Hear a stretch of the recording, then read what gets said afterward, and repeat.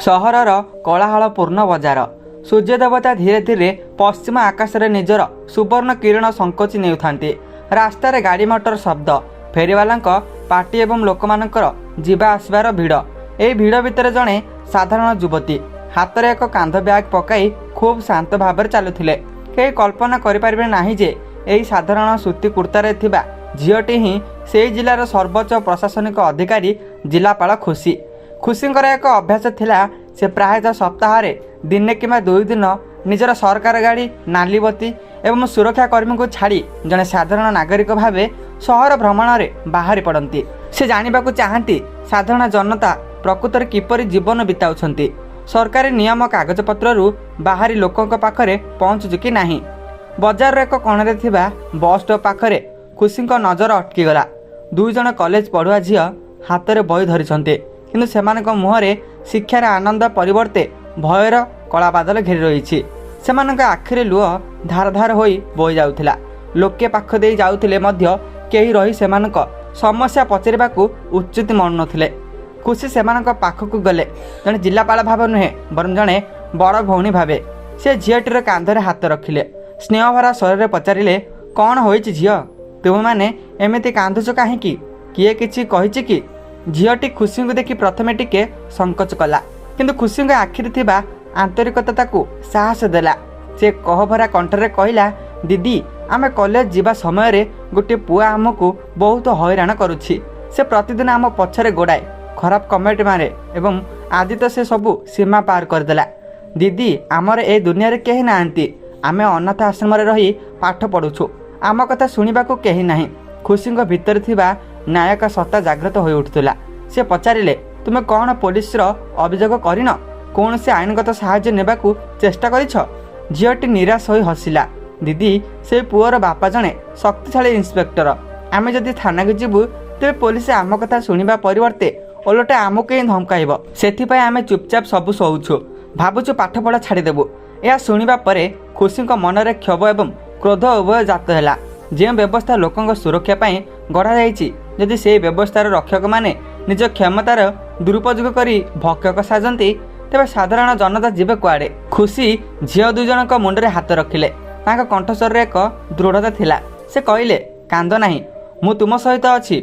मन रख, जो माने अन्यर दुर्बलतार सुजोग नियंती सेमाने प्रकृतर सबुठारु बड़ कापुरुष। एबे तुम दीदी आसी जाइछि, सब ठीक होई जिवो। काली तुमे माने सबुदिन परि कॉलेज जीव, काहाकू भय करिवार आवश्यकता नाही। से दिन राति रे खुशी ठीक भावे सोई पारिले नाही। से अनाथ झील आखिर लुह तांको बारंबार मने पकाई देउथला जे जने जिलापाल भावे तांकर दायित्व केवल फाइल स्वाक्षर करबा नुहे। से संकल्प कले जे आसंता काली से ए अक्षरमय अहंकार सूर्य को अस्त करिवे। से निजर किछि विश्वस्त सूचनादाता को फोन करी से पुओ एवं तार इंस्पेक्टर बापा विषय रे सब तथ्य संग्रह कले।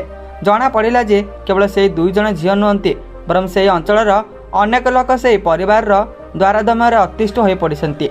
ऊपर निम्न पर्यंत एक दुर्नीतिर जाल बिछा जाइछि। सकाळ हेला, खुशी निजर पोशाक नुहे बरं निजर दायित्वबोधर सज्जित होई बाहरिले। से जानिथिले जे आजिर दिनटी केवल तीन जनक झील नुहे बरं समग्र जिलार प्रशासन पाई एक शिक्षा हेब। सकाळ प्राय 9टा बाजिथिला। सहर कॉलेज रोड रे चलप्रचल बढ़िबारे लागिथिला। छात्र छात्री माने निज निज कॉलेज को जाउथिले। डीएम खुशी आज मध्य साधारण पोशाक थिले। से दूरରୁ से दुई जन अनाथ झील ऊपर नजर रखिथिले। सेमाने भयभीत थिले सत, किंतु गतकाली खुशी देइथिबा साहस सेमानकु पाद बढ़ाइबाकू प्रेरणा देइथिला। खुशी जानिथिले जे केवल कथारे नुहे बरं कर्मरे ही न्याय प्रतिष्ठा करा जाई पारे। से रास्ता कड़े थिबा एक छोट चा दुकान पाखरे छिड़ा होई सबकुछ निरीक्षण करुथिले। तांका हाथ में एक फोन थिला, जेउंथिरे से सब घटनार वीडियो रेकर्ड करबाकू प्रस्तुत थिले। ठीक सेतिकी बेले एक दामी बाइक रे गर्जन करी से पुओटी आसी पहुँचीगला। ता सहित तार दुई जन सांग मध्य थिले। सेमानक मुहरे कौनसी पश्चाताप नथिला, बरं थिला एक क्रूर हस। पुओटी बाइकटी को झील मानक सामने एमिति भावे ब्रेक मारिला जे झील माने भୟରେ पछकु घुंचीगले। कौन बे, काली तुमे मैंने क्या सह कथा होउथिल? पुओटी रागरे पचारिला।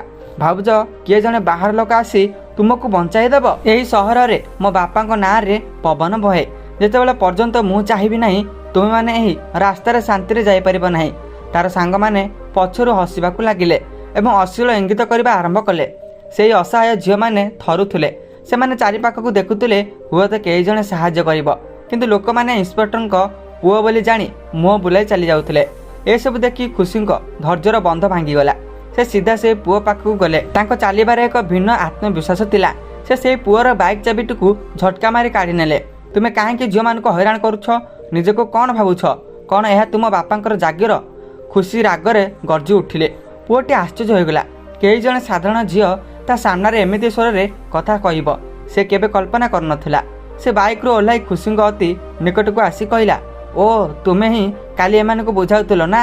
ଦେଖ ଝିଅ, ନିଜ କାମରେ କାମ ରଖ, ନହେଲେ ତୁମ ଅବସ୍ଥା ଏମାନଙ୍କଠାରୁ ବି ଖରାପ ହେବ। ଖୁସି ସାମାନ୍ୟ ବି ବିଚଳିତ ହେଲେ ନାହିଁ। ସେ ଦୃଢ଼ ସ୍ୱରରେ କହିଲେ, ମୁଁ ଏବେ ତୁମ ବିରୁଦ୍ଧରେ ଆଇନଗତ କାର୍ଯ୍ୟାନୁଷ୍ଠାନ ଗ୍ରହଣ କରିବି। ତୁମ ପରି ଲୋକମାନଙ୍କୁ ସମାଜରେ ଖୋଲା ବୁଲିବାର କୌଣସି ଅଧିକାର ନାହିଁ। ପୁଅଟି ଖୋଲାଖୋଲି ହସିବାକୁ ଲାଗିଲା। ସେ ତାର ଫୋନ୍ ବାହାର କରି କାହାକୁ ଜଣକୁ କଲ୍ କଲା ଏବଂ କହିଲା, ପପୁ ଜଲ୍ଦି ଆମର ସେହି ପ୍ୟାକେଟ୍ ଗୁଡ଼ାକ ନେଇ ଆସ, ଆଜି ଜଣେ ନୂଆ ଶିକାର ମିଳିଛି। କିଛି ସମୟ ପରେ ଜଣେ ଯୁବକ ଦୌଡ଼ି ଦୌଡ଼ି ଆସିଲା ଏବଂ ତା ହାତରେ କିଛି ପୁଡ଼ିଆ ଧରାଇ ଦେଲା। ପୁଅଟି ଅହଙ୍କାରରେ ଖୁସିଙ୍କ ମୁହଁକୁ ଚାହିଁ କହିଲା, ତୁ କ'ଣ କାର୍ଯ୍ୟାନୁଷ୍ଠାନ ଗ୍ରହଣ କରିବୁ? ମୁଁ ତୋତେ ଉଚିତ ଶିକ୍ଷା ଦେବି। ମୁଁ ତୁମ 3 ଜଣଙ୍କ ଉପରେ ବେଆଇନ ସାମଗ୍ରୀ ବିକ୍ରି କରିବାର ମିଛ ଅଭିଯୋଗ ଲଗାଇବି। ମୋ ବାପା ଥାନାରେ ଅଛନ୍ତି। ରାତି ସୁଦ୍ଧା ତୁମେମାନେ ଜେଲ୍ ଭିତରେ ଥିବ। ସେହି ପୁଡ଼ିଆ ଗୁଡ଼ିକ ଖୁସିଙ୍କ ବ୍ୟାଗ୍ରେ ଜବରଦସ୍ତି ପୁରେଇବାକୁ ଚେଷ୍ଟା କରି ସେ କହିଲା, ଏବେ ଦେଖିବା କିଏ କାହାକୁ ବଞ୍ଚାଉଛି। ଖୁସି ଖୁବ୍ ଶାନ୍ତ ଭାବେ ପଚାରିଲେ, ତୁମ ପାଖରେ କ'ଣ ପ୍ରମାଣ ଅଛି ଯେ ମୁଁ ଏହା କରୁଛି? ସେ ଉତ୍ତର ଦେଲା, ସେସବୁ ପରେ ଦେଖାଯିବ। ଚାଲ, ବେଶୀ କଥା କୁହନା। ମୋ ବାପାଙ୍କ ଆଦେଶ ହିଁ ଏଠାରେ ପ୍ରମାଣ। ଏହି ସମୟରେ ପୁଅଟିର ଇନ୍ସପେକ୍ଟର ବାପା ନିଜର ପୋଲିସ ଜିପ୍ ଧରି ସେଠାରେ ପହଞ୍ଚିଗଲେ। ସେ ଜାଣିଥିଲେ ଯେ ତାଙ୍କ ପୁଅ କିଛି ଗୋଟିଏ କାଣ୍ଡ କରିଛି, କିନ୍ତୁ ସେ ଅଭ୍ୟାସଗତ ଭାବେ ପୁଅକୁ ବଞ୍ଚାଇବାକୁ ଏବଂ ବିରୋଧ କରୁଥିବା ଲୋକଙ୍କୁ ଦବାଇବାକୁ ଆସିଥିଲେ। ଇନ୍ସପେକ୍ଟର ଗାଡ଼ିରୁ ଓହ୍ଲାଇ ଖୁବ୍ କଠୋର ଭାବେ କହିଲେ, କ'ଣ ଚାଲିଛି ଏଠି? କିଏ ଏଇ ଝିଅମାନେ? ଏମାନଙ୍କ ବ୍ୟାଗ୍ ଚେକ୍ କର। ମୋତେ ଖବର ମିଳିଛି ଏମାନେ ସହରରେ ନିଶାଦ୍ରବ୍ୟ ବିକ୍ରି କରୁଛନ୍ତି। ଖୁସି ଇନ୍ସପେକ୍ଟରଙ୍କ ଆଖିକୁ ଆଖି ମିଶାଇ ଚାହିଁଲେ। ସେ ଦେଖିଲେ କିପରି ଜଣେ ୟୁନିଫର୍ମ ପିନ୍ଧିଥିବା ବ୍ୟକ୍ତି ନିଜ ପଦବୀର ମର୍ଯ୍ୟାଦାକୁ ଧୂଳିସାତ କରୁଛି। ଖୁସି କହିଲେ, ଇନ୍ସପେକ୍ଟର ବାବୁ, ଘଟଣାର ସତ୍ୟାସତ୍ୟ ନ ଜାଣି ଆପଣ କିପରି ଏମିତି ଅଭିଯୋଗ ଆଣିପାରୁଛନ୍ତି? ଇନ୍ସପେକ୍ଟର ରାଗରେ ଲାଲ ହୋଇଗଲେ। ତୁ ମୋତେ ଶିଖାଉଛୁ? ଚାଲ ଥାନାକୁ, ସେଠି ତୋର ସବୁ ସାହସ ବାହାରି କରିଦେବି। ଖୁସି ବୁଝିଗଲେ ଯେ ବିଷ ଗଛର ମୂଳ ଖୁବ୍ ଗଭୀର ଯାଇଛି। ଏବେ ସମୟ ଆସିଯାଇଛି ମୁଖା ଖୋଲିବାର। ଇନ୍ସପେକ୍ଟରଙ୍କ ଗର୍ଜନରେ ସେ ସ୍ଥାନଟି ପ୍ରକମ୍ପିତ ହେଉଥିଲା। ପୁଅଟି ନିଜ ବାପାଙ୍କ ଶକ୍ତି ଦେଖି ଖୁସିଙ୍କ ଆଡ଼କୁ ଚାହିଁ ଏକ କ୍ରୂର ହସ ହସୁଥିଲା। ସେ ଭାବୁଥିଲା ଯେ ଆଜି ସେ ଏହି ଝିଅଟିର ଆତ୍ମସମ୍ମାନକୁ ଧୂଳିସାତ କରିଦେବ। ଇନ୍ସପେକ୍ଟର ଜଣକ ନିଜ କନେଷ୍ଟବଳଙ୍କୁ ଆଦେଶ ଦେଲେ, ଏହି ଝିଅମାନଙ୍କୁ ଗାଡ଼ିରେ ବସାଅ। ଆଜି ଏମାନଙ୍କୁ ଏମିତି କେସ୍ରେ ଛନ୍ଦିବି ଯେ ଜୀବନ ସାରା ଜେଲ୍ କାନ୍ଥ ଗଣୁଥିବେ। ସେହି 2 ଜଣ ଅନାଥ ଝିଅ ଭୟରେ ଖୁସିଙ୍କ ପଛରେ ଲୁଚିବାକୁ ଚେଷ୍ଟା କରୁଥିଲେ। ସେମାନଙ୍କ ପାଇଁ ଖୁସି ହିଁ ଥିଲେ ଶେଷ ଭରସା। କିନ୍ତୁ ସାମ୍ନାରେ ପୁରା ପୋଲିସ ପ୍ରଶାସନ ଥିବାର ଦେଖି ସେମାନେ ଆଶା ହରାଇ ବସିଥିଲେ। ଖୁସି ଇନ୍ସପେକ୍ଟରଙ୍କୁ ଚାହିଁ ଖୁବ୍ ଶାନ୍ତ ସ୍ୱରରେ କହିଲେ, ଇନ୍ସପେକ୍ଟର ବାବୁ, ମୁଁ ଆପଣଙ୍କୁ ଶେଷ ସୁଯୋଗ ଦେଉଛି। ନିଜ ଭୁଲ ସ୍ୱୀକାର କରନ୍ତୁ ଏବଂ ନିଜ ପୁଅକୁ ଆଇନ ହାତରେ ଛାଡ଼ି ଦିଅନ୍ତୁ। ଇନ୍ସପେକ୍ଟର ଅଟ୍ଟହାସ୍ୟ କରି କହିଲେ, ସୁଯୋଗ? ତୁ ମୋତେ ସୁଯୋଗ ଦେବୁ? ଏହି ସହରରେ ମୁଁ ହିଁ ସୁଯୋଗ ଦିଏ ଏବଂ ମୁଁ ହିଁ ଶାସ୍ତି ଦିଏ। ତୋର ଏତେ ସାହସ? ସେ ଖୁସିଙ୍କ କାନ୍ଧକୁ ଧରି ଟାଣିବାକୁ ଚେଷ୍ଟା କଲେ। ଠିକ୍ ସେତିକିବେଳେ ଖୁସି ନିଜ ବ୍ୟାଗ୍ ଭିତରୁ ଏକ ଛୋଟ ଚମଡ଼ା କଭର ବାହାର କଲେ। ସେଥିରେ ଥିଲା ତାଙ୍କର ସରକାରୀ ପରିଚୟ ପତ୍ର। ସେ ତାକୁ ଖୋଲି ଇନ୍ସପେକ୍ଟରଙ୍କ ଆଖି ସାମ୍ନାରେ ଧରିଲେ। ସେ କାର୍ଡ଼ ଉପରେ ବଡ଼ ବଡ଼ ଅକ୍ଷରରେ ଲେଖାଥିଲା, ଖୁସି ଆଇଏଏସ୍ ଜିଲ୍ଲାପାଳ। ଇନ୍ସପେକ୍ଟରଙ୍କ ଆଖି ସେହି କାର୍ଡ଼ ଉପରେ ପଡ଼ିବା ମାତ୍ରେ ତାଙ୍କ ପାଦ ତଳୁ ମାଟି ଖସିଗଲା ପରି ତାଙ୍କୁ ଲାଗିଲା। ସେ ଯେଉଁ ହାତରେ ଖୁସିଙ୍କୁ ଧରିବାକୁ ଯାଉଥିଲେ ସେହି ହାତଟି ପକ୍ଷାଘାତ ହେଲା ପରି ରହିଗଲା। ତାଙ୍କ ମୁହଁର ରଙ୍ଗ ମୁହୂର୍ତ୍ତକ ମଧ୍ୟରେ କଳା ପଡ଼ିଗଲା। ସେ ଅହଙ୍କାରୀ ପୁଅ ମଧ୍ୟ କିଛି ବୁଝିପାରୁନଥିଲା, କିନ୍ତୁ ନିଜ ବାପାଙ୍କ ମୁହଁର ଭୟ ଦେଖି ସେ ବୁଝିଗଲା ଯେ ପରିସ୍ଥିତି ଏବେ ବିପଦଜନକ। ଖୁସିଙ୍କ କଣ୍ଠସ୍ୱର ଏବେ ସମ୍ପୂର୍ଣ୍ଣ ବଦଳି ଯାଇଥିଲା। ଏହା ଜଣେ ସାଧାରଣ ଝିଅର ସ୍ୱର ନଥିଲା, ବରଂ ଜଣେ ପ୍ରଶାସକର ବଜ୍ର ଗମ୍ଭୀର ସ୍ୱର ଥିଲା। ସେ କହିଲେ, ଇନ୍ସପେକ୍ଟର ସିଂ, ମୁଁ ଗତକାଲିଠାରୁ ସାଧାରଣ ପୋଷାକରେ ବୁଲି ଆପଣଙ୍କର ପୁଅ କାରନାମା ଦେଖୁଥିଲି। ଆଉ ଆଜି ଆପଣଙ୍କର ଏହି କର୍ତ୍ତବ୍ୟ ନିଷ୍ଠା ମଧ୍ୟ ଦେଖିଥିଲି। ଆପଣ ଜଣେ ଅପରାଧୀଙ୍କୁ ବଞ୍ଚାଇବା ପାଇଁ 3 ଜଣ ନିରୀହ ଝିଅଙ୍କୁ ମିଛ କେସ୍ରେ ଫସାଇବାକୁ ଚେଷ୍ଟା କରୁଥିଲେ। ଇନ୍ସପେକ୍ଟର ସିଂ ଥରିବାକୁ ଲାଗିଲେ। ସେ ତୁରନ୍ତ ସାଲ୍ୟୁଟ୍ ମାରିବାକୁ ଚେଷ୍ଟା କଲେ, କିନ୍ତୁ ଖୁସି ତାଙ୍କୁ ରୋକିଦେଲେ। ଆପଣଙ୍କ ସାଲ୍ୟୁଟ୍ର ମୂଲ୍ୟ ଆପଣ ନିଜେ ଶେଷ କରିଦେଇଛନ୍ତି। ଇନ୍ସପେକ୍ଟର ପାଦ ତଳେ ପଡ଼ିଗଲେ। ମ୍ୟାଡ଼ାମ୍, ମୋତେ କ୍ଷମା କରିଦିଅନ୍ତୁ। ମୁଁ ଜାଣିନଥିଲି ଆପଣ। ମୋ ପୁଅ ମୂର୍ଖ, ସେ ଭୁଲ କରିଦେଇଛି। ମୋ ଚାକିରିଟା ବଞ୍ଚାଇ ଦିଅନ୍ତୁ ମ୍ୟାଡ଼ାମ୍। ମୁଁ ଆପଣଙ୍କ ଗୋଲାମ ହୋଇ ରହିବି। ଖୁସି ରାଗରେ କହିଲେ, ଆଇନ କାହାର ଗୋଲାମ ନୁହେଁ, ଆଉ ମୁଁ ମଧ୍ୟ ଜଣେ ଜିଲ୍ଲାପାଳ ଭାବେ ଏଠାକୁ ଆସିନାହିଁ, ମୁଁ ଜଣେ ଭଉଣୀ ଭାବେ ଆସିଛି। ଆପଣଙ୍କ ପରି ଲୋକଙ୍କ ଯୋଗୁଁ ଆଜି ଝିଅମାନେ ବାହାରିବାକୁ ଭୟ କରୁଛନ୍ତି। ଖୁସି ତୁରନ୍ତ ନିଜ ଫୋନ୍ ବାହାର କରି ଏସ୍ପିଙ୍କୁ କଲ୍ କଲେ। ଏସ୍ପି ସାହେବ, କଲେଜ ରୋଡ଼ ବସ୍ ଷ୍ଟପ୍ ପାଖକୁ ତୁରନ୍ତ ଫୋର୍ସ ପଠାନ୍ତୁ। ମୁଁ ଏଠାରେ ଜଣେ ଇନ୍ସପେକ୍ଟର ଏବଂ ତାଙ୍କ ପୁଅ ଗିରଫ କରିବାକୁ ଚାହୁଁଛି। ସବୁ ପ୍ରମାଣ ମୋ ପାଖରେ ରେକର୍ଡ ହୋଇଅଛି। ସେହି ସମୟରେ ବଜାରର ସମସ୍ତ ଲୋକ ଛିଡ଼ା ହୋଇ ଏହି ଦୃଶ୍ୟ ଦେଖୁଥିଲେ।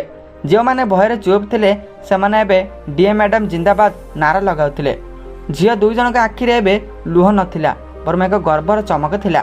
ସେମାନେ ବୁଝିଗଲେ ଯେ ଏ ଦୁନିଆରେ ଭଗବାନ ସମସ୍ତଙ୍କ ପାଇଁ କାହାକୁ ନା କାହାକୁ ପଠାନ୍ତି, କିନ୍ତୁ ଖୁସି ଜାଣିଥିଲେ ଯେ ଏହା କେବଳ ଆରମ୍ଭ। ସେ କହିଲେ, ଇନ୍ସପେକ୍ଟର, ଆପଣଙ୍କୁ ଚାକିରିରୁ ବହିଷ୍କାର ତ କରାଯିବ, କିନ୍ତୁ ତା ପୂର୍ବରୁ ଆପଣ ନିଜ ହାତରେ ନିଜ ପୁଅକୁ ହାତ କଡ଼ି ପିନ୍ଧାଇବେ। ଖୁସିଙ୍କ ଫୋନ୍ କଲ୍ ପାଇବା ମାତ୍ରେ ସହରର ପୋଲିସ ପ୍ରଶାସନ ହୋଇଚୋଇ ପଡ଼ିଯାଇଥିଲା। ମାତ୍ର 10 ମିନିଟ୍ ଭିତରେ 3ଟି ପୋଲିସ ଗାଡ଼ି ସାଇରନ୍ ବଜାଇ ସେଠାରେ ପହଞ୍ଚିଗଲେ। ଗାଡ଼ିରୁ ଏସ୍ପି ସାହେବ ଓହ୍ଲାଇଲେ ଏବଂ ଛଦ୍ମବେଶରେ ଥିବା ଜିଲ୍ଲାପାଳ ଖୁସିଙ୍କୁ ଦେଖି ତୁରନ୍ତ ସାଲ୍ୟୁଟ୍ ମାରିଲେ। ଏସ୍ପି ପଚାରିଲେ, ମ୍ୟାଡାମ, କ'ଣ ହୋଇଛି? ଆପଣ ଏଠି ଏହି ଅବସ୍ଥାରେ? ଖୁସି ଖୁବ୍ ଗମ୍ଭୀର ଭାବେ ଘଟଣାଟି ବର୍ଣ୍ଣନା କଲେ। ସେ ନିଜ ଫୋନ୍ରେ ରେକର୍ଡ ହୋଇଥିବା ଭିଡ଼ିଓଟି ଏସ୍ପିଙ୍କୁ ଦେଖାଇଲେ, ଯେଉଁଥିରେ ସେ ପୁଅଟି ଝିଅମାନଙ୍କୁ ଧମକ ଦେଉଥିଲା ଏବଂ ଜବରଦସ୍ତି ବେଆଇନ ପୁଡ଼ିଆ ସେମାନଙ୍କ ବ୍ୟାଗ୍ରେ ପୁରାଉଥିଲା। ଏଥିସହ ଇନ୍ସପେକ୍ଟରଙ୍କ ଦୁର୍ବ୍ୟବହାର ମଧ୍ୟ ସ୍ପଷ୍ଟ ଜଣାପଡ଼ୁଥିଲା। ଖୁସି ଏସ୍ପିଙ୍କ ଆଡ଼କୁ ଚାହିଁ କହିଲେ, ଏସ୍ପି ସାହେବ, ଏ ଇନ୍ସପେକ୍ଟର ଜଣକ ନିଜ ପଦବୀର ଦୁରୁପଯୋଗ କରି ନିଜ ଅପରାଧୀ ପୁଅକୁ ବଞ୍ଚାଇବା ପାଇଁ 3 ଜଣ ନିରୀହ ଝିଅଙ୍କ ଜୀବନ ବର୍ବାଦ କରିବାକୁ ଯାଉଥିଲେ। ମୁଁ ଆଦେଶ ଦେଉଛି, ଏ ମୁହୂର୍ତ୍ତରେ ଇନ୍ସପେକ୍ଟରଙ୍କୁ ଚାକିରିରୁ ସସ୍ପେଣ୍ଡ କରାଯାଉ ଏବଂ ତାଙ୍କ ବିରୁଦ୍ଧରେ ବିଭାଗୀୟ ତଦନ୍ତ ଆରମ୍ଭ କରାଯାଉ। ସେ ପୁଣି କହିଲେ, ଆଉ ଏହି ପୁଅ ଏବଂ ତାର ସାଙ୍ଗମାନଙ୍କୁ ତୁରନ୍ତ ଗିରଫ କରନ୍ତୁ। ଏମାନଙ୍କ ଉପରେ NDPS ଆକ୍ଟ ଏବଂ ମହିଳା ନିର୍ଯାତନା ମାମଲା ରୁଜୁ କରାଯାଉ। ଇନ୍ସପେକ୍ଟର ସିଂ ଏବେ କାନ୍ଦିବାକୁ ଲାଗିଲେ। ସେ ଖୁସିଙ୍କୁ ପାଦ ଧରି କହିଲେ, ମ୍ୟାଡାମ, ମୋ ପୁଅର ଜୀବନ ବର୍ବାଦ ହୋଇଯିବ। ସେ ଏବେ ପିଲା ମଣିଷ, ତାକୁ କ୍ଷମା କରିଦିଅନ୍ତୁ। ଖୁସି ରାଗରେ ନିଜ ପାଦ ଘୁଞ୍ଚାଇ ନେଲେ ଏବଂ କହିଲେ, ଯେତେବେଳେ ଆପଣଙ୍କ ପୁଅ ଏହି ଅନାଥ ଝିଅମାନଙ୍କ ଜୀବନ ବର୍ବାଦ କରୁଥିଲା ସେତେବେଳେ ସେ ପିଲା ମଣିଷ ନଥିଲା? ଯଦି ଆଜି ମୁଁ ଏଠାରେ ଜଣେ ଜିଲ୍ଲାପାଳ ଭାବେ ନଥାନ୍ତି, ତେବେ ଆପଣ କ'ଣ ଏହି ଝିଅମାନଙ୍କୁ କ୍ଷମା କରିଥାନ୍ତେ? ଆଇନ ସମସ୍ତଙ୍କ ପାଇଁ ସମାନ। ଆପଣଙ୍କ ପୁଅକୁ ସେ ଶାସ୍ତି ମିଳିବ ଯାହା ସେ କରିଛି। ପୁଅଟିକୁ ହାତକଡ଼ି ପିନ୍ଧାଇ ପୋଲିସ ଗାଡ଼ିରେ ବସାଗଲା। ଇନ୍ସପେକ୍ଟର ମଧ୍ୟ ତାଙ୍କ ପଦବୀରୁ ହଟାଇ ଦିଆଗଲା। ଖୁସି ନିଜେ ସେହି ଝିଅମାନଙ୍କୁ ଧରି ଥାନାକୁ ଗଲେ। ସେ ଚାହୁଁଥିଲେ ଯେ ସବୁ ପ୍ରକ୍ରିୟା ତାଙ୍କ ସାମ୍ନାରେ ସ୍ୱଚ୍ଛ ଭାବରେ ହେଉ। ଥାନାରେ ପହଞ୍ଚିବା ପରେ ଖୁସି ଦେଖିଲେ ଯେ କେବଳ ଏ ଗୋଟିଏ ଘଟଣା ନୁହେଁ, ବରଂ ସେ ଇନ୍ସପେକ୍ଟର ଅନେକ ଲୋକଙ୍କ ନାମରେ ମିଥ୍ୟା କେସ୍ କରି ଟଙ୍କା ଆଦାୟ କରୁଥିଲା। ଖୁସି ତୁରନ୍ତ ଏକ ସ୍ୱତନ୍ତ୍ର ଟିମ୍ ଗଠନ କରି ସେହି ସବୁ ମାମଲାର ପୁନଃ ତଦନ୍ତ କରିବାକୁ ନିର୍ଦ୍ଦେଶ ଦେଲେ। ବଜାରରେ ଏହି ଖବର ନିଆଁ ଭଳି ବ୍ୟାପିଗଲା। ଲୋକମାନେ ରାସ୍ତାକୁ ଓହ୍ଲାଇ ଆସି ଖୁସିଙ୍କ ଧନ୍ୟବାଦ ଦେଲେ। ଝିଅ 2 ଜଣ ଖୁସିଙ୍କୁ କୁଣ୍ଢାଇ ପକାଇଲେ।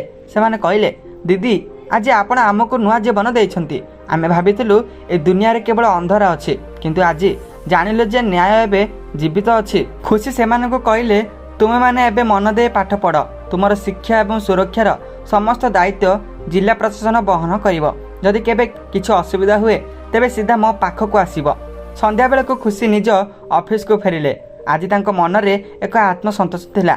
ସେ ବୁଝିଲେ ଯେ ପ୍ରକୃତ କ୍ଷମତା ଅନ୍ୟକୁ ଦବାଇବା ପାଇଁ ନୁହେଁ, ବରଂ ଅସହାୟଙ୍କୁ ସାହସ ଦେବା ପାଇଁ। ସେହିଦିନ ସେ ସଂକଳ୍ପ କଲେ ଯେ ସେ ନିଜ ଜିଲ୍ଲାରେ ଗୋଟିଏ ବି ଅପରାଧୀଙ୍କୁ ଛାଡ଼ିବେ ନାହିଁ, ସେ ଯେତେ ବଡ଼ ଶକ୍ତିଶାଳୀ ହେଉନା କାହିଁକି। ଇନ୍ସପେକ୍ଟର ସିଂଙ୍କୁ ଚାକିରିରୁ ବହିଷ୍କାର ଏବଂ ତାଙ୍କ ପୁଅକୁ ଜେଲ୍ ପଠାଇବା ଘଟଣା କେବଳ ପୋଲିସ ବିଭାଗ ନୁହେଁ, ବରଂ ସ୍ଥାନୀୟ ରାଜନୈତିକ ବଳରେ ମଧ୍ୟ ଭୂକମ୍ପ ସୃଷ୍ଟି କରୁଥିଲା। ଇନ୍ସପେକ୍ଟର ସିଂ କେବଳ ଜଣେ ପୋଲିସ ଅଧିକାରୀ ନଥିଲେ, ବରଂ ସେ ସହରର କିଛି ପ୍ରଭାବଶାଳୀ ବ୍ୟକ୍ତି ଓ କିଛି ଭ୍ରଷ୍ଟ ନେତାଙ୍କର ଡାହାଣ ହାତ ଥିଲେ।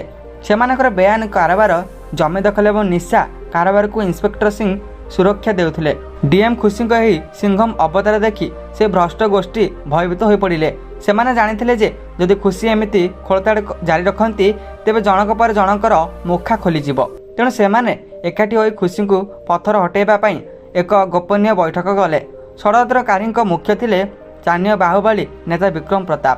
ସେ କହିଲେ, ଏ ନୂଆ ଜିଲ୍ଲାପାଳ ଜଣକ ଆମ କାରବାରରେ ବାଧା ସୃଷ୍ଟି କରୁଛନ୍ତି। ଯଦି ସେ ସାଧାରଣ ପୋଷାକରେ ବୁଲି ସୂଚନା ସଂଗ୍ରହ କରୁଛନ୍ତି ତେବେ ଆମକୁ ସେ ମଧ୍ୟ ତାଙ୍କୁ ସେହି ଢଙ୍ଗରେ ଫସାଇବାକୁ ପଡ଼ିବ। ଆମେ ତାଙ୍କ ଚରିତ୍ର ସଂହାର କରିବୁ ଏବଂ ଦେଖାଇ ଦେବୁ ଯେ ସେ ନିଜ କ୍ଷମତାର ଅପବ୍ୟବହାର କରି ନିରୀହ ଲୋକଙ୍କୁ ହଇରାଣ କରୁଛନ୍ତି। ସେମାନେ କିଛି ବିକ୍ରି ହୋଇଥିବା ସାମ୍ବାଦିକ ଏବଂ ସୋସିଆଲ ମିଡ଼ିଆ ହ୍ୟାଣ୍ଡେଲର ସାହାଯ୍ୟ ନେଲେ। ଇଣ୍ଟରନେଟ୍ରେ ମିଛ ଖବର ପ୍ରସାରିତ ହେବାକୁ ଲାଗିଲା ଯେ ଡିଏମ୍ ଖୁସି ଜଣେ କର୍ତ୍ତବ୍ୟରତ ଇନ୍ସପେକ୍ଟରଙ୍କୁ କେବଳ ବ୍ୟକ୍ତିଗତ ଶତ୍ରୁତା ପାଇଁ अपमानित କରିଛନ୍ତି। କିଛି ମନଗଢ଼ା ଭିଡ଼ିଓ ଏଡିଟ୍ କରି ଦେଖାଗଲା ଯେପରି ଖୁସି ରାସ୍ତାରେ ଲୋକଙ୍କୁ ବିନା କାରଣରେ ଗାଳିଗୁଲଜ କରୁଛନ୍ତି। ଖୁସିଙ୍କ ପାଖକୁ ଉପରସ୍ତରୁ କଲ୍ ଆସିବା ଆରମ୍ଭ ହେଲା। କିଛି ମନ୍ତ୍ରୀ ଏବଂ ବରିଷ୍ଠ ସଚିବ ତାଙ୍କୁ ପରାମର୍ଶ ଦେଲେ, ଖୁସି ତୁମେ ଜଣେ ଭଲ ଅଧିକାରୀ, କିନ୍ତୁ ଏତେ କଠୋର ହେବା ଠିକ୍ ନୁହେଁ। ଇନ୍ସପେକ୍ଟର ସିଂଙ୍କୁ ମାମଲାରୁ ଟିକେ ହାଲୁକା ଭାବେ ନିଅ, ନହେଲେ ତୁମର ବଦଳ ହୋଇଯାଇପାରେ। କିନ୍ତୁ ଖୁସି କାହା ଆଗରେ ମଥାନତ କରିବା ଝିଅ ନଥିଲେ। ସେ ସେହି ସଚିବଙ୍କୁ ସ୍ପଷ୍ଟ ଭାବେ କହିଲେ, ସାର୍ ମୋ ବଦଳି କରିବା ଆପଣଙ୍କ ହାତରେ ଅଛି, କିନ୍ତୁ ମୋ ନୈତିକତା ଏବଂ କର୍ତ୍ତବ୍ୟବୋଧ କେବଳ ମୋ ନିଜ ହାତରେ। ଯଦି ଜଣେ ଅପରାଧୀକୁ ଦଣ୍ଡ ଦେବା ଭୁଲ, ତେବେ ମୁଁ ସେହି ଭୁଲ ବାରମ୍ବାର କରିବି। ଯେତେବେଳେ ମାନସିକ ଚାପ କାମ କଲା ନାହିଁ, ସେତେବେଳେ ଷଡ଼ଯନ୍ତ୍ରକାରୀମାନେ ଶାରୀରିକ ଆକ୍ରମଣର ଯୋଜନା କଲେ। ଦିନେ ସନ୍ଧ୍ୟାରେ ଖୁସି ଅଫିସ୍ କାମ ସାରି ନିଜ ବାସଭବନକୁ ଫେରୁଥିଲେ। ସେଦିନ ବର୍ଷା ହେଉଥିଲା ଏବଂ ରାସ୍ତା ଖାଲି ଥିଲା। ହଠାତ୍ ଏକ କଳା ରଙ୍ଗର କାର୍ ତାଙ୍କ ଗାଡ଼ିକୁ ପଛରୁ ଧକ୍କା ଦେଲେ। ଖୁସିଙ୍କ ଗାଡ଼ି ଚାଳକ କୌଶଳ କ୍ରମେ ଗାଡ଼ିକୁ ନିୟନ୍ତ୍ରଣ କରିନେଲେ। ଗାଡ଼ିରୁ 4 ଜଣ ମୁଖା ପିନ୍ଧା ଗୁଣ୍ଡା ବାହାରିଲେ। ସେମାନଙ୍କ ହାତରେ ରଡ୍ ଏବଂ ମାରଣାସ୍ତ୍ର ଥିଲା। ସେମାନେ ଖୁସିଙ୍କୁ ଡରାଇବା ପାଇଁ ପାଟି କରି କହିଲେ, ଡିଏମ୍ ସାହେବ, ଏହା କେବଳ ଟ୍ରେଲର ଥିଲା। ଯଦି କାଲି ସୁଦ୍ଧା ଇନ୍ସପେକ୍ଟର ସିଂଙ୍କ କେସ୍ ପ୍ରତ୍ୟାହାର ନ ହୁଏ, ତେବେ ପରବର୍ତ୍ତୀ ଧକ୍କା ଖୁବ୍ ଭୟଙ୍କର ହେବ। ଖୁସି ଗାଡ଼ି ଭିତରୁ ଓହ୍ଲାଇଲେ ନାହିଁ ସତ, କିନ୍ତୁ ସେ ଭୟ ମଧ୍ୟ କଲେ ନାହିଁ। ସେ ଖୁବ୍ ଶାନ୍ତ ଭାବେ ନିଜ ମୋବାଇଲରୁ ସେମାନଙ୍କ ଗାଡ଼ିର ନମ୍ବର ପ୍ଲେଟ୍ ଫଟୋ ଉଠାଇଲେ ଏବଂ ଏସ୍ପିଙ୍କୁ ମେସେଜ କରିଦେଲେ। ପରଦିନ ସକାଳେ ଖୁସି ଏକ ପ୍ରେସ୍ କନଫରେନ୍ସ ଡାକିଲେ। ସେ ସମସ୍ତ ଗଣମାଧ୍ୟମ ପ୍ରତିନିଧିଙ୍କୁ ସେ ସବୁ ପ୍ରମାଣ ଦେଖାଇଲେ, ଯାହା ସେ ଛଦ୍ମବେଶରେ ଥିବା ସମୟରେ ଏବଂ ଗତକାଲି ଆକ୍ରମଣ ସମୟରେ ସଂଗ୍ରହ କରିଥିଲେ। ସେ ସ୍ପଷ୍ଟ ଭାବେ କହିଲେ, ଯଦି କେହି ଭାବୁଛନ୍ତି ଯେ ମୋତେ ଡରାଇ ଧମକାଇ ନ୍ୟାୟ ପଥରୁ ହଟାଇ ଦେବେ, ତେବେ ସେମାନେ ବଡ଼ ଭୁଲ କରିଛନ୍ତି। ଆଜିଠାରୁ ମୁଁ ଅପରେସନ କ୍ଲିନ୍ ଆରମ୍ଭ କରୁଛି। ସେହିଦିନ ହିଁ ଖୁସି ସେହି 4 ଜଣ ଗୁଣ୍ଡାକୁ ଗିରଫ କରାଇଲା ଏବଂ ସେମାନଙ୍କ ମୁହଁରୁ ବିକ୍ରମ ପ୍ରତାପଙ୍କର ନାଁ ବାହାର କଲେ। ଏବେ ପରିସ୍ଥିତି ବଦଳି ଯାଇଥିଲା। ଯେଉଁମାନେ ଖୁସିଙ୍କୁ ଫସାଇବାକୁ ଚାହୁଁଥିଲେ, ସେମାନେ ଏବେ ନିଜ ଫାଶରେ ପଡ଼ିଯାଇଥିଲେ। ଜିଲ୍ଲାର ଜନସାଧାରଣ ଯେତେବେଳେ ଜାଣିଲେ ଯେ ସେମାନଙ୍କ ଜିଲ୍ଲାପାଳଙ୍କ ଜୀବନ ପ୍ରତି ବିପଦ ଅଛି, ସେମାନେ ହଜାର ହଜାର ସଂଖ୍ୟାରେ ରାସ୍ତାକୁ ଓହ୍ଲାଇ ଆସିଲେ। ସେମାନେ ଖୁସି ବାସଭବନ ସାମ୍ନାରେ ଜଗି ରହିଲେ। ଆମେ ଆମ ଡିଏମ୍ଙ୍କ ସହ ଅଛୁ। ଏହି ଧ୍ୱନି ପୁରା ସହର ପ୍ରକମ୍ପିତ ହେଲା। ଖୁସି ବୁଝିଲେ ଯେ ଯେତେବେଳେ ଜନତାଙ୍କ ଆଶୀର୍ବାଦ ସାଥିରେ ଥାଏ, ସେତେବେଳେ କୌଣସି ଷଡ଼ଯନ୍ତ୍ର ତିଷ୍ଠି ପାରେ ନାହିଁ। କିନ୍ତୁ ବିକ୍ରମ ପ୍ରତାପ ଏତେ ସହଜରେ ହାର ମାନିବା ଲୋକ ନଥିଲେ। ସେ ଏବେ ଏକ ବଡ଼ ଧରଣର ଦଙ୍ଗା ସୃଷ୍ଟି କରିବାକୁ ଯୋଜନା କରୁଥିଲେ। ବିକ୍ରମ ପ୍ରତାପ ଜାଣିଥିଲେ ଯେ ଖୁସିଙ୍କ ସିଧାସଳଖ ହରାଇବା ସମ୍ଭବ ନୁହେଁ। ତେଣୁ ସେ ସହରର 2ଟି ଗୋଷ୍ଠୀ ମଧ୍ୟରେ ବେଦଶା ସୃଷ୍ଟି କରିବାକୁ ଯୋଜନା କଲେ। ସେ ନିଜର ଭଡ଼ାଟିଆ ଗୁଣ୍ଡାମାନଙ୍କୁ ପଠାଇ ଏକ ସମ୍ବେଦନଶୀଳ ଅଞ୍ଚଳରେ ଥିବା ଧର୍ମାନୁଷ୍ଠାନ ଉପରକୁ ପଥର ମାଡ଼ କରାଇଲେ। ମାତ୍ର କିଛି ଘଣ୍ଟା ମଧ୍ୟରେ ସୋସିଆଲ ମିଡ଼ିଆରେ ଗୁଜବ ବ୍ୟାପିଗଲା ଏବଂ ସହରର ବାତାବରଣ ଗରମ ହୋଇଉଠିଲା। ଲୋକମାନେ ରାସ୍ତାକୁ ଓହ୍ଲାଇ ଆସିଲେ। ଦୋକାନ ବଜାର ବନ୍ଦ ହେବାକୁ ଲାଗିଲା ଏବଂ କେତେକ ସ୍ଥାନରେ ଗାଡ଼ି ମଟର ପୋଡ଼ାଜଳା ଆରମ୍ଭ ହୋଇଗଲା। ବିକ୍ରମ ପ୍ରତାପଙ୍କ ଲକ୍ଷ୍ୟ ଥିଲା ଯେ ସହରରେ ଦଙ୍ଗା ହେଲେ ସରକାର ଡିଏମ୍ ଖୁସିଙ୍କ ଅପରାଗ ଦର୍ଶାଇ ତୁରନ୍ତ ବଦଳି କରିଦେବେ। ଖୁସି ଏହି ଖବର ପାଇବା ମାତ୍ରେ ବିଚଳିତ ହେଲେ ନାହିଁ। ସେ ବୁଝିଗଲେ ଯେ ଏହା ଏକ ପ୍ରୟୋଜିତ ହିଂସା। ସେ ତୁରନ୍ତ ଜିଲ୍ଲା କାର୍ଯ୍ୟାଳୟରୁ ଏକ ଜରୁରୀକାଳୀନ ବୈଠକ ଡାକିଲେ। ସେ ଏସ୍ପିଙ୍କୁ କହିଲେ, ସାର୍, ଆମକୁ ଶକ୍ତି ପ୍ରୟୋଗ କରିବା ପୂର୍ବରୁ ସତ୍ୟ ପ୍ରୟୋଗ କରିବାକୁ ପଡ଼ିବ। ସହରର ସବୁ ପ୍ରମୁଖ ଛକରେ ଲାଉଡସ୍ପିକର ଲଗାନ୍ତୁ ଏବଂ ଇଣ୍ଟରନେଟ୍ ସେସବୁକୁ କିଛି ସମୟ ପାଇଁ ସ୍ଥଗିତ ରଖନ୍ତୁ। ଖୁସି ନିଜେ ବୁଲେଟ୍ ପ୍ରୁଫ୍ ଗାଡ଼ି ନେଇ ହିଂସାଗ୍ରସ୍ତ ଅଞ୍ଚଳକୁ ବାହାରିଲେ। ସେ ଅଞ୍ଚଳରେ ପହଞ୍ଚିବା ବେଳକୁ ଚାରିଆଡ଼େ ନିଆଁ ଜଳୁଥିଲା ଏବଂ ପଥର ମାଡ଼ ହେଉଥିଲା। ଖୁସି ଗାଡ଼ିରୁ ଓହ୍ଲାଇଲେ। ସୁରକ୍ଷାକର୍ମୀମାନେ ତାଙ୍କୁ ବାରଣ କଲେ, କିନ୍ତୁ ସେ କହିଲେ, ଯଦି ମୁଁ ଆଜି ଜନତାଙ୍କ ସାମ୍ନାକୁ ନ ଯିବି, ତେବେ ଏହି ସହର ଜଳିଯିବ। ଖୁସି ହାତରେ ମାଇକ୍ ଧରି ଲୋକଙ୍କୁ ସମ୍ବୋଧିତ କଲେ, ଭାଇ ଓ ଭଉଣୀମାନେ, ଆପଣମାନେ ଯାହା ପାଇଁ ଲଢ଼ୁଛନ୍ତି, ସେଥିରେ କାହାର ଲାଭ ହେଉଛି ଜାଣିଛନ୍ତି? ସେ ନେତାମାନଙ୍କର, ଯେଉଁମାନେ ଆପଣଙ୍କୁ ମହରା ଭାବେ ବ୍ୟବହାର କରୁଛନ୍ତି। ମୁଁ ଆପଣଙ୍କୁ ଏକ ଭିଡ଼ିଓ ଦେଖାଇବାକୁ ଚାହୁଁଛି। ସେ ବଡ଼ ସ୍କ୍ରିନ୍ରେ ଏକ CCTV ଫୁଟେଜ୍ ଚଲାଇଲେ, ଯେଉଁଥିରେ ବିକ୍ରମ ପ୍ରତାପଙ୍କ ଖାସ୍ ଲୋକମାନେ ଧର୍ମାନୁଷ୍ଠାନ ଉପରକୁ ପଥର ମାଡ଼ କରୁଥିବାର ସ୍ପଷ୍ଟ ଦେଖାଯାଉଥିଲା। ଏହା ଦେଖିବା ପରେ ଲୋକମାନେ ସ୍ତବ୍ଧ ହୋଇଗଲେ। ସେମାନେ ବୁଝିପାରିଲେ ଯେ ସେମାନଙ୍କୁ ଭୁଆଁ ବୋଲାଯାଉଛି। ଖୁସି କହିଲେ, ଆଜି ଯଦି ଆପଣମାନେ ପଥର ଛାଡ଼ି ପରସ୍ପର ସହ ହାତ ଧରିବେ, ତେବେ ହିଁ ଏ ସହର ଜିତିବ। ମୋ ବଦଳ ହୋଇପାରେ, କିନ୍ତୁ ଆପଣଙ୍କ ଶାନ୍ତି କେହି ଫେରାଇ ଆଣିପାରିବେ ନାହିଁ। ଲୋକମାନେ ଶାନ୍ତ ହେଲେ, କିନ୍ତୁ ସେହି ସମୟରେ ବିକ୍ରମ ପ୍ରତାପଙ୍କ ଗୁଣ୍ଡାମାନେ ଭିଡ଼ ଭିତରୁ ଖୁସିଙ୍କ ଉପରକୁ ଗୁଳି ଚଳାଇବାକୁ ଚେଷ୍ଟା କଲେ। ମାତ୍ର ଖୁସି ପୂର୍ବରୁ ସାଧାରଣ ପୋଷାକରେ ନିଜର ସ୍ପେଶାଲ ସ୍କ୍ୱାଡକୁ ଭିଡ଼ ଭିତରେ ମୁତୟନ କରିଥିଲେ। ସେହି ସାଧାରଣ ଲୋକ ବେଶରେ ଥିବା ପୋଲିସ କର୍ମୀମାନେ ତୁରନ୍ତ ଆକ୍ରମଣକାରୀଙ୍କୁ କାବୁ କରିନେଲେ। ସେ ସନ୍ଧ୍ୟାରେ ଖୁସି ବିକ୍ରମ ପ୍ରତାପଙ୍କ ବାସଭବନ ଉପରେ ଚଢ଼ାଉ କରିବାକୁ ଆଦେଶ ଦେଲେ। ତାଙ୍କ ଘରୁ କୋଟି କୋଟି ଟଙ୍କାର ବେଆଇନ ସମ୍ପତ୍ତି ଏବଂ ଦଙ୍ଗା ପାଇଁ ସ୍ଥଗିତ ଅସ୍ତ୍ରଶସ୍ତ୍ର ଜବତ ହେଲା। ବିକ୍ରମ ପ୍ରତାପଙ୍କୁ ଗିରଫ କରାଗଲା। ସେହି ସମୟରେ खुशी पाखक मुख्यमंत्री कार्यालय कल आसला।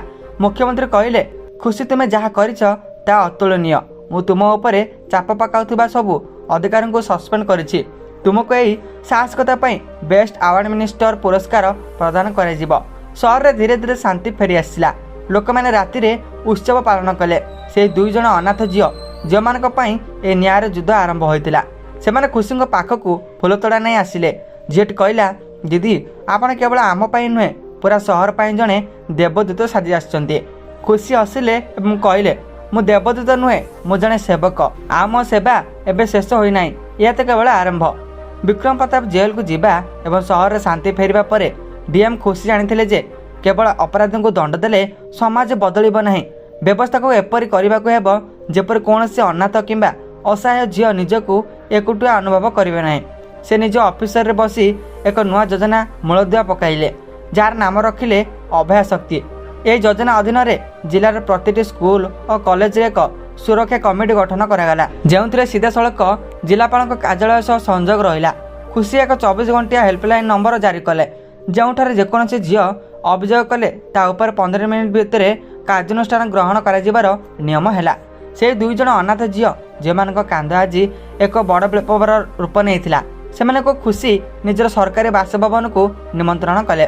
से कहले, तुमे मैंने आज मोर भौणी, तुम पढ़ापढ़ीर सब खर्च एवं प्रशासन बहन कर, किंतु मोर गोटे शर्त अच्छी, तुमको भल पाठ पढ़ी निज गोड़े छिड़ा होगाक पड़ो, जेपरी काली तुमे मैंने अन्य मानक साहाय्य कर। झील मैंने लुहभरे आखिर हसिले। से खुशी केवल जन अधिकारी नथिले बरं जड़े आदर्श थे। से दिन ठार से झील मैंने प्रशासनिक सेवार जोग देवाई संपर्क कले। खुशी पुलिस विभाग मध्य बड़ परिवर्तन आनिले। से स्पष्ट करदे जे यदि कौन पुलिस अधिकारी निज पदवीर दुरुपयोग करती कि अपराधी को प्रश्रय दियंती तेबे तांको इंस्पेक्टर सिंह परी अवस्था भोगिबाकू पड़िबो। सहर प्रति थाना रे सीसीटीवी लगागला एवं सबु गतिविधि को डीएम ऑफिसर मॉनिटरिंग को करागला। विक्रम प्रताप एवं इंस्पेक्टर सिंह कठोर जेल दंड मिला। सेमानकर सबु बयान संपत्ति को बाजप्त करी से स्थान में अनाथ शिशुओं एक अत्याधुनिक शिक्षा केन्द्र एवं क्रीड़ा प्रांगण निर्माण करागला। किछि मास परे खुशी बदलीर आदेश आसिला। राज्यर मुख्य सचिव कार्यालय में एक गुरुत्वपूर्ण दायित्व दि जाइथिला। जेतेबेले से सहर छाड़ी जाउथिले हजार हजार लोक तांकू विदाय देबाकू जमा होइथिले। समस्त आखिरे लुह थिला, किंतु मनरे एक आशा थिला। खुशी जीवा पूर्व से बस स्टॉप पाखक गले, जोंटी से प्रथमे से झील मान को भेटिथिले। सेठारे एबे सबुबले पुलिस पेट्रोलिंग गाड़ी रहउथिला एवं झील माने निर्भय यातायात करुथिले। से निज डायरी शेष साड़ी लिखिले, क्षमता सेतेबेले सार्थक हुए जेतेबेले यह सबुठार दुर्बल व्यक्तिर मुहरे हस फुटाई पारे। आईन काहार गोलाम नुहे, यह होछि न्यायर सेवक।